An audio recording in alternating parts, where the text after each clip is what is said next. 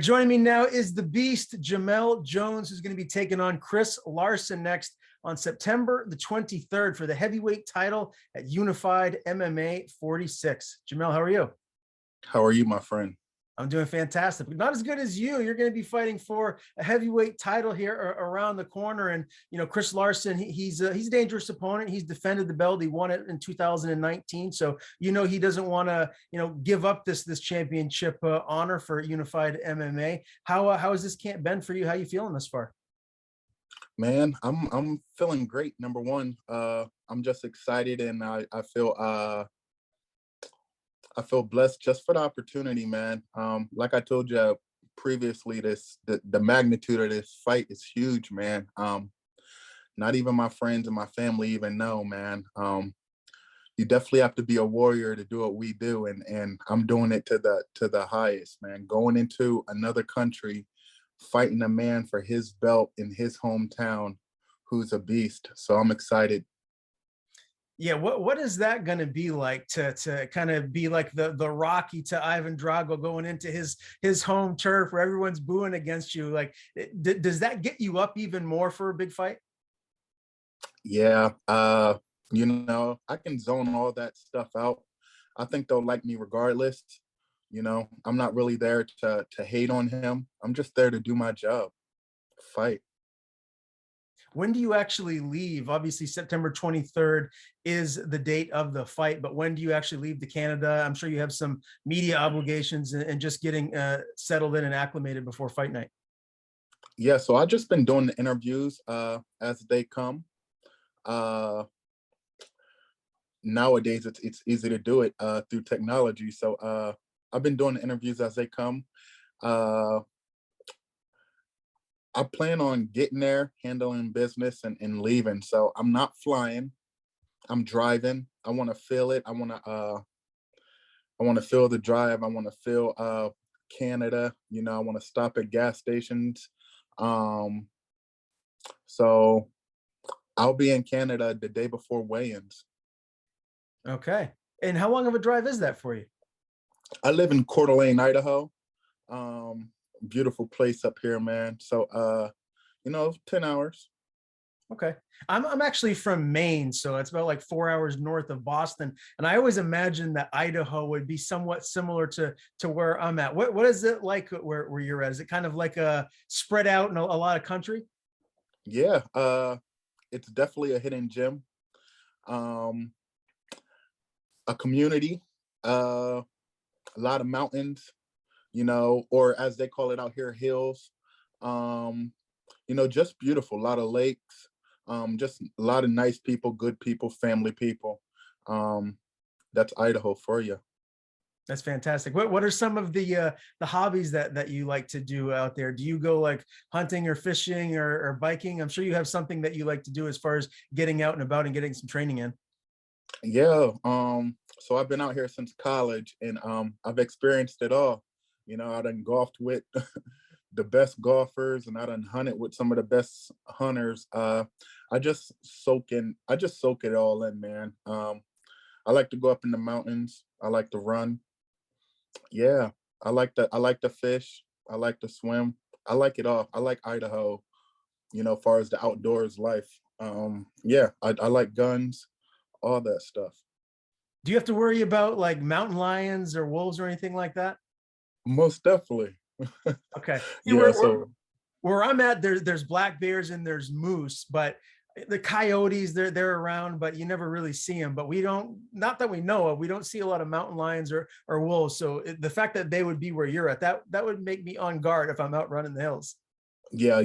But the type of fighter I am, I'm like just so alert. I was out there the other day and I was running and I heard something and I flinched a little bit, but it just keeps you reacting. At the end of the day, it's nature. But yeah, that stuff is definitely out here. That's wildlife, and that's something we definitely want to preserve too. Yeah. Did you ever see that video? I can't remember who or where it was. I feel like it was in Colorado, but it was this hiker that was just doing his thing, and he came across. He got in between a cougar and it's. Oh Did you yeah, see that? I've seen it, and it like yeah, and it like Ooh. Yeah, My God, that would have my heart pumping. I think I'd rather get in there with you or Francis Ngannou than have to take on a cougar. 100%, man. Those things are strong, man. The claws, and I don't play around, man. That's why if I go up there, I'm gonna have my protection, man. We know how to use it accordingly up here. We value lives up here, so our guns are used correctly. So yeah. Okay, yeah, no doubt. Well, let's talk about you and your career and where you're at right now and where you're hoping to go. You're 12-8 right now as a professional. Obviously, we saw you for PFL. What did you learn from those losses to Henan and Bruno, and what are you trying to accomplish here moving forward? Obviously, first and foremost, you want to get this unified MMA heavyweight belt, but what are the goals here moving forward? Yeah, so when I fought Bruno, man, he was at the top of the game that year. I think he was on, he was hungry, and he had a mission, and he did that year. Shout out to him.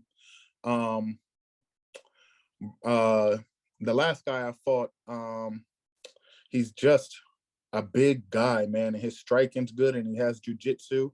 I was literally physically outmatched, man. He had the longest reach in all of MMA, 85 inches, and it was just a tall task. Um, those guys are truly the best in the world.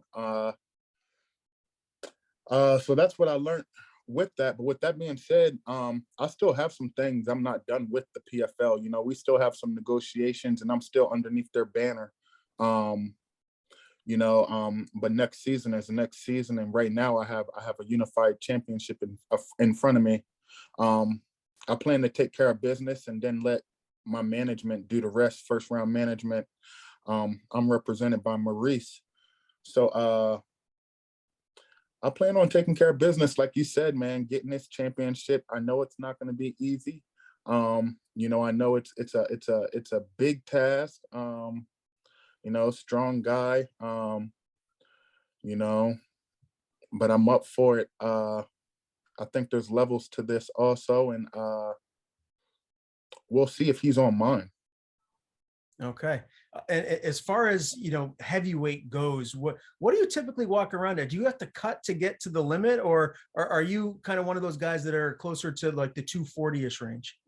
Yeah. So my whole plan last year, I won a regional title at CFFC. I was on a rampage. I wanted to go to the UFC.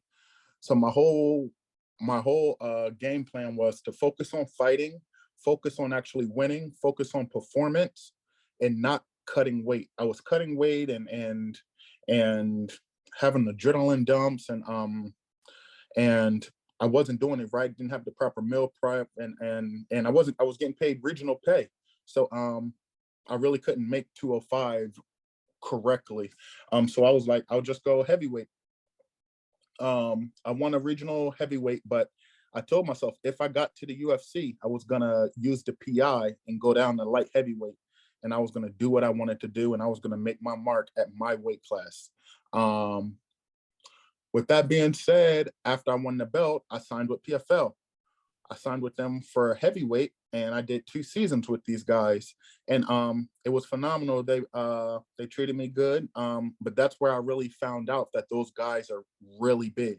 You know, their power is unforgiving, and I'm better at light heavyweight. I think I'm elite. I'm really, really good right now, like really, really good. So I consider myself a light heavyweight now. I'm walking around really, really lean. I'm not really gonna say all that, but I'm pretty lean. I can make light heavyweight, so I'm lighter than I am at PFL, and yeah. So yeah, Chris Larsen's gonna have me by 35 pounds. Okay. Don't you feel like a lot of these big promotions should implement a cruiserweight division, 225? Because it just seems like between, light heavyweight 205 and the heavyweight limit at 265, there has to be something in the middle. Yeah, it's definitely tough. And then you got some athletes in there, you know what I mean, that are 225 that are stacked. I'm stacked right now. I'm not gonna strip butt naked for you, but I am pretty cut up. I'm taking things seriously, and I'm eating proper. for a big promotion, I want to sign for light heavyweight, but also I want to stay big enough and healthy enough and strong enough to compete at heavyweight, you know, against Chris Larsen, against other people. So, you know, I'm gonna see where this goes. I'm gonna see how, yeah, yeah, but I'm definitely coming to win. I definitely know the task at hand. Um, Sonny and Rob, thank you. Those are the guys from Unified Owner and Matchmaker. My management for working things out and letting me still be with PFL and still be able to fight and figure out my journey. Yeah, I'm gonna go win. All right. I have no doubt. Can't wait to see you back in there. One more question before we dive into this matchup with Chris. When you look at, you know, the all-time greats for 205 and heavyweight, give me like your Mount Rushmore of the big boys at 205 and heavyweight. Just, you know, maybe like the two best of 205 at 205 and the two best at heavyweight, or whatever tandem you want to say. Like who do you feel like are the best of the best for the big divisions? Well, I'm not gonna speak on like morals and all of that. You know, John Jones is the GOAT to me when it comes to all that. You know, Anderson Silva for middleweight and light heavyweight, he was doing phenomenal things. You know, he's a pioneer. Um, you know, I really like Corey Anderson, man. I trained with him. Just the way he moves and how hard he works and I just know him as a man, man. So I really don't. I'm not going to name like a Mount Rushmore, but I can tell you that John Jones is the GOAT to me, and I like fighters like Corey Anderson, man. I like fighters I've trained with. You know, I really thought what my teammate Juliana did was really special, man. Beating Amanda Nunes. So I know I'm outside of the heavyweights and all that, but I can go on and on, man. I'm a student of the game, so I can go all the way back to Randy Couture, you know, in those days, and I can go present with it also. And I know some up and comers, you know. So yeah, man. How was, you mentioned Juliana, so I wanted to ask you how was her spirits right now? Is she upbeat, positive? You know, looking for maybe a potential rematch with Amanda? Yeah, I talked to her, man. She seems like her head is on straight. She's getting her family time and she's still training. So I really don't know what her moves is. I know she has her own team and I have my team, far as management, and I live in Idaho and she lives in Chicago. You know, but then also that team, I ended up leaving that team, so I'm not actually training there right now. I'm doing my sparring here and I'm working with a couple other different guys for this camp. I'm just trying to stay true to myself and be a good representation and yeah, man, do things right.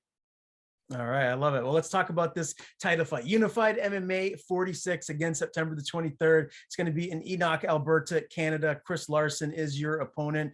He has defended the belt twice now over Grayson Wells. When you look at his skill set and what he brings to the table, what kind of a fight are you anticipating? Do you feel like this is going to be a long fight where it could go into deep waters, or do you think that maybe you're going to get him out of there early? Man, he's strong. He goes forward. He's forceful. He's heavy-handed. He's strong. You know, I know he has some wrestling. You know, and I know he trains with Tanner. And that's a guy you gotta respect. You know, you were speaking about Mount Rushmores. He's a guy I like. A guy I trained against. One of my teammates, Daniel Spitz, fought him, and I was the main training partner for that. And Bozer clipped him up. So you know, and then this guy trains with Bozer. So I gotta respect it. But I'm ready.